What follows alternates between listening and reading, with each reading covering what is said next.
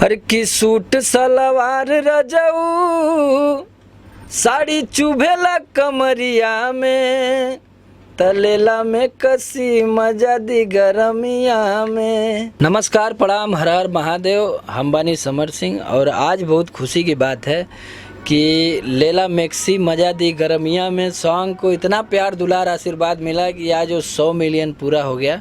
तो आप सभी भगवान स्वरूपी दर्शकों से यही निवेदन है कि अपने समर सिंह पे, अपने बच्चे पे ऐसे ही प्यार दुलार बनाए रखिए। थैंक यू, धन्यवाद। गाना वो मिट्टी से जुड़ा हुआ गाना था जो कि आप गांव में देखते होंगे कि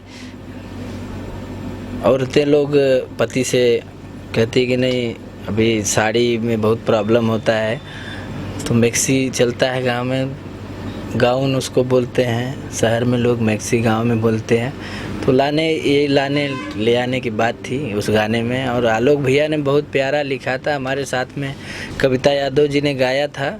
वो गाना इन म्यूजिक कंपनी से रिलीज किया गया था। वो इन म्यूजिक का पहला ऐसा गाना था जो कि पहला ही गाना था, दूसरा गाना था उस इन म्यूजिक, मतलब 0 सब्सक्राइबर की कंपनी थी। विक्की भैया ने गाने को रिलीज किया in music Pay, Mars entertainment के मैनेजिंग में वो रिलीज हुआ और वो गाना आज 100 मिलियन पूरा हो गया। हमको बहुत खुशी है कि नहीं, हारमोनियम ढोलक के गाने आज 100 मिलियन जा रहे हैं, तो हमारी भोजपुरी कहीं ना कहीं से बढ़ रही है। उस गाने को सुना देना चाहेंगे हम लोग। हमको नहीं लगता है कि जो लोग भोजपुरी सुनने वाले हैं वो गाना नहीं सुने होंगे, सभी लोग सुने होंगे लगभग।